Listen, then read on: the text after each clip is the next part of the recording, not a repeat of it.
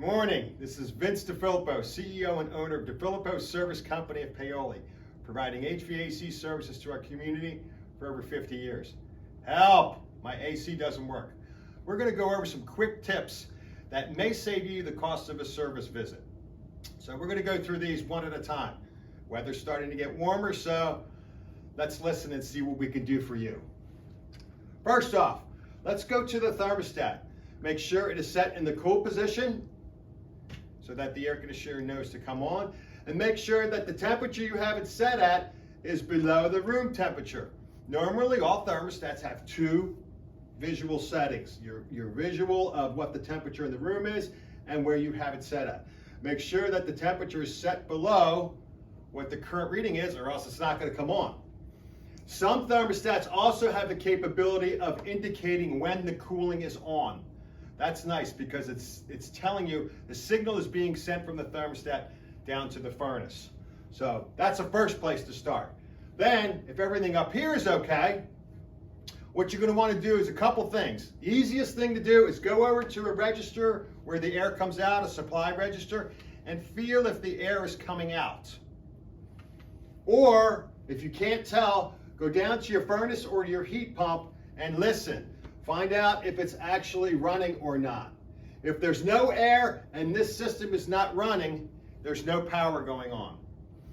Some thermostats have the ability to show you, they'll either be blank or they'll have an indication saying minus AC. That means there's no alternating current, there's no power.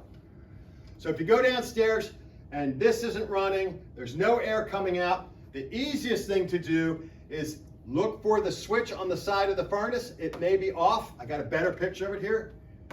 If that switch is off, nothing's going to run. You won't feel any air coming out of the vents. You won't hear the machine making any noise. Nothing's going to happen. So make sure that that is on. Some houses are equipped with an emergency switch at the top of the steps leading to the basement or the area leading to where the furnace or the heat pump is. Make sure that that switch is on. So as long as these two are on, that might solve your problem. Next up, if you don't hear any noise from your system, see if there's noise coming from your condensate pump. And your condensate pump is located usually somewhere near the furnace or the heat pump. Most condensate pumps have a built-in overflow safety. If the pump doesn't pump any water out, it's going to turn everything off to prevent water damage.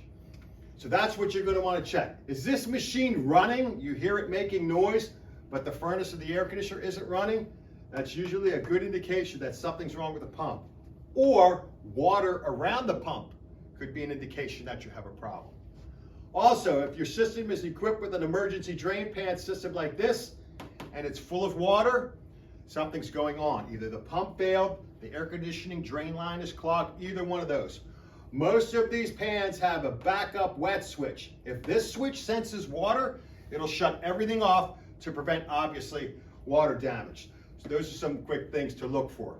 Next, go outside. If everything is running inside, we're in pretty good shape. We got half the battle done, completed.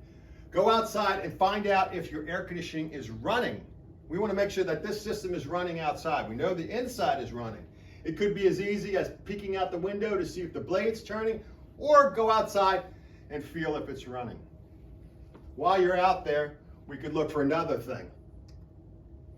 If the outside unit is not running, you're going to want to check your circuit breakers. Now, the circuit breaker for the air conditioner is always going to be a double, okay? It's what we call a two-pole. Not a single, it's always going to be a double. Now, you'll notice all these are in the same direction, the switches, they're all on. If this is in the middle position and doesn't match up with anything else, that means it's tripped. Something happened outside, a short, a bad component, a storm came through. Something made that trip, and it's going to go to the middle position. You cannot try to turn that on from this position. It's just going to spring back. You have to reset it. That involves switching it off and then back to on. That might solve your problem. Or this switch, for some reason, might be completely off. Somebody accidentally hit it, something happened, it might be completely off. If we reset it, turn it back on, outside unit's running, you're in pretty good shape. If this switch will not reset, it keeps going to the middle position and it makes a sound, something's wrong, you're going to need a service call. If after a day or two, all of a sudden you have no air conditioning and this thing is off again, not in the middle, could be a bad breaker. And that's when we have to get an electrician involved. Next, if you go outside and this pipe outside, either one of the pipes are frosted or covered in snow, something's going on. Usually when we have this much ice on the outside unit, that means there's ice on the inside unit. Remember when I asked you to feel for the vent? If there's no air coming out, but you hear the machine running, your air conditioning coil is probably frozen. And it kind of looks like that. This is with the cover up. Your air conditioning coil is frozen. So no air is getting past there. You're not going to feel anything. Even though everything's running, you're not going to feel anything.